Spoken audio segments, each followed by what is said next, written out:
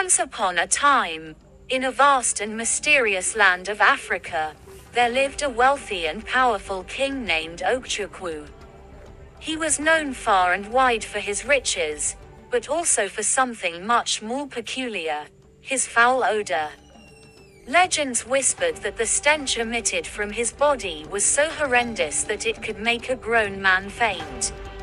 This vile king, however, only saw his wealth and power, oblivious to his repulsive nature. Okchukwu's audacious behavior knew no bounds. He would let out his thunderous, noxious farts without a care, and it was said that he would only birth once a year, as if his body could not handle such a process more frequently. The thought of advising this dirty king seemed impossible, for he was notorious for his arrogance and swift, merciless justice. Many brave elders attempted to persuade him to cleanse his body, to no avail. Instead, they were met with torture and beheading, their wisdom silenced forever. Even the king's own mother, with all her love and authority, could not summon the courage to confront him. She wept silently, watching her son grow more distant and reviled by his subjects with each passing day. The village was gripped with fear, and tales of his putrid encounters with his virgin wives spread like wildfire. These poor girls would cry desperate tears at the mere prospect of their turn to make love to the king. Some perished due to his unbearable odor, while others withered away under the weight of his massive frame. Those who survived were swiftly escorted out of the palace, forever haunted by the memories. As he will only sleeps with a girl only once, and she must be a virgin before discarding her.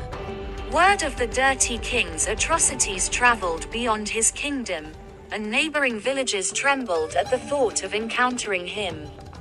Parents hurriedly arranged marriages for the daughters, fearing the ill fate of being chosen as Okchukwu's next bride.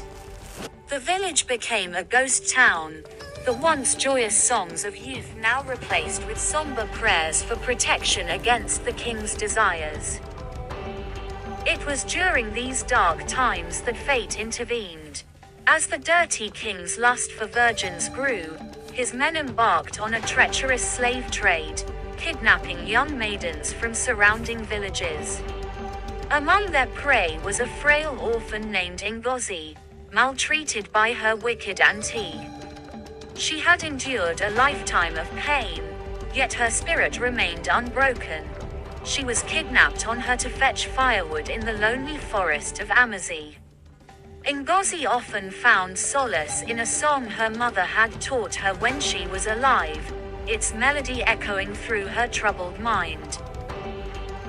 Locked away in a chamber of the king's foul palace, Ngozi awaited her inevitable encounter with Okchukwu, for she had heard of this evil king's deeds. But destiny had a different plan in store for them both. One fateful day, as the dirty king meandered through his palace, a mesmerizing voice filled the air. Unable to resist its enchantment, he followed the sound until he laid eyes on Ngozi, the orphan girl with a voice that could soothe the stormiest of souls. In that moment, everything changed. The dirty king's heart, once hardened by his own filth and arrogance, began to soften. He listened to Ngozi's song, feeling a warmth surge through his tainted veins. And as the notes faded into a gentle breeze, Okchukwu, the once unquestionable ruler, couldn't hold back his emotions. He fell to his knees and wept, as Ngozi continued singing in tears, not noticing the king's presence. As the king was about getting up, the noise from the door that he held drew her attention. Scared, Ngozi stopped singing. She feared it was her turn to be with the king. The king opened the door and went into the dark room where Ngozi was kept. He asked her a lot of personal questions and who taught her the song. He explained that song reminds him of his first love, who was raped and killed in his presence by some unknown men, which he later found out that his father sent him to kill her because she was pregnant for him, and so he wanted to bury the secret. King Okchukwu told Ngozi that the pain he endured from the betrayal of both his father and the girl he loved the most turned him into the person he was.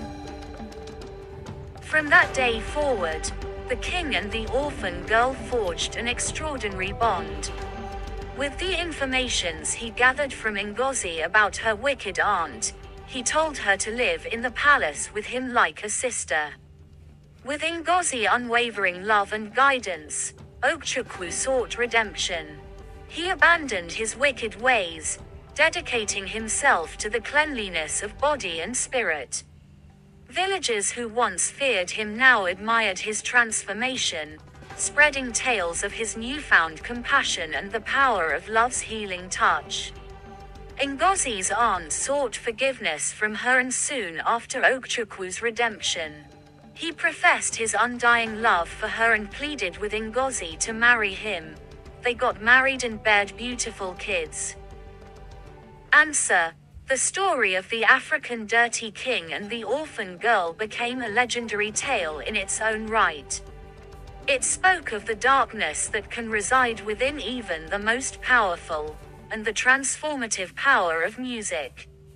It was a story of redemption, reminding us all that no matter how deep we may sink into our own filth, the light of hope and love can guide us to a brighter, more fragrant future.